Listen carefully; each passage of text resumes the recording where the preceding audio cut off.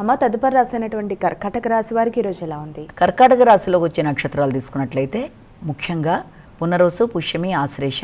కర్కాటక రాశి వాళ్ళకి ఈ రోజున చాలా ఖచ్చితమైన నిర్ణయాలు, వృత్తిపరమైన విషయంలో అభివృద్ధి, నూతన వృత్తుల కొరకు చేసే ప్రయత్నాలకు సంబంధించి మంచి సమాచారం అందడం, వృత్తి మార్పు కొరకు చేసే ప్రయత్నాల్లో ఒక చక్కటి ఆలోచనలోకి మీరు రావడం, ఆ లభ్యమైన ఆలోచనని కూడా ఏ రకంగా చేసి మనం అభివృద్ధిలోకి పెడతామన్న విషయాల్లో మీగ్గా మీరు మీ సొంతంగా మీ అంతటి మీరు మొదలుపెట్టుకోవడం కానీ, లేకపోతే ఇతర ప్రదేశాల్లో నూతన వృత్తుల కొరకు అవకాశాలు రావడం కానీ, ఈ రెండిటి మధ్య అంటే మీ సొంతంగా మీరు చేద్దాం అనుకుంటున్న విషయం కానీ, లేకపోతే వచ్చిన అవకాశాన్ని ఉపయోగించుకునే విషయంలో కానీ కొంత తర్జన భర్జన పడుతూ దేనికి అవకాశం తీసుకుని ముందుకెళ్లాలా అనే విషయంలో కొంత ఘర్షణాత్మకమైన ధోరణి ఉన్నప్పటికీ కొంత గట్టిగా నిర్ణయం అయితే తీసుకోవడానికి ప్రయత్నం చేస్తారు.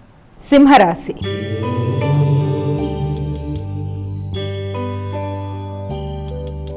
అమ్మ సింహరాశి వారికి ఎలా ఉంది ఈరోజు? సింహరాశిలోకి వచ్చే నక్షత్రాలను తీసుకున్నట్లయితే ప్రధానంగా ఈ సింహరాశిలోకి మనం మఖ, పుబ్బ, ఉత్తర.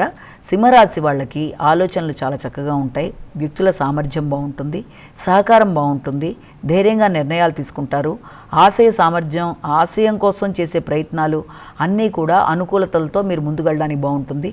తోబుట్టువుల యొక్క సహకారం బాగుంటుంది.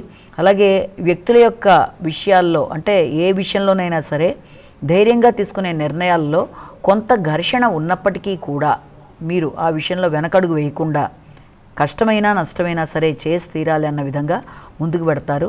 ఈ నేపథ్యంలో ముఖ్యంగా ఆరోగ్యానికి సంబంధించి మాత్రం కొంత జాగ్రత్తలు తీసుకోవాలి.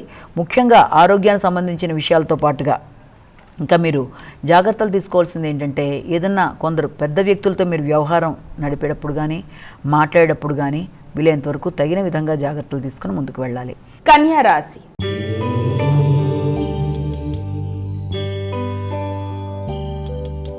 అమ్మ తదుపరి రాసినటువంటి కన్యా రాశి వారికి ఈరోజు రాశిఫలాలు ఏ విధంగా ఉన్నాయి? కన్యా రాశిలోకి వచ్చే నక్షత్రాలను కనుక తీసుకున్నట్లయితే కన్యా రాశిలో మనకి ఈ యొక్క ఉత్తర, హస్త, చిత్త వీళ్ళందరూ కూడా కన్యా రాశిలోకి వచ్చే నక్షత్రాలు. ఈ కన్యా రాశి వాళ్ళకి ఈ రోజున మాట విలువ బాగుంటుంది.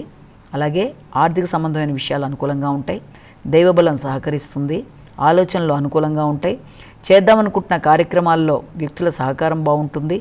అయినప్పటికీ కూడా భాగస్వామి వ్యవహారాలు, ఆర్థిక సంబంధమైన వ్యవహారాలు అన్నీ కూడా చాలా వరకు మీరు అనుకున్న రీతిలో ఉన్నప్పటికీ కూడా వ్యక్తులతో మాట్లాడేటప్పుడు ముఖ్యంగా ఆకస్మికమైన ఖర్చుల విషయంలో కానీ, అనవసరమైన అపవాదులకు కానీ, అవమానాలకు కానీ అవకాశం ఇవ్వకుండా ఏదైనా చేసేప్పుడు ఆచితూచి వ్యవహరిస్తూ ముందుకు వెళ్ళవలసిన అవకాశం అయితే కనబడుతోంది.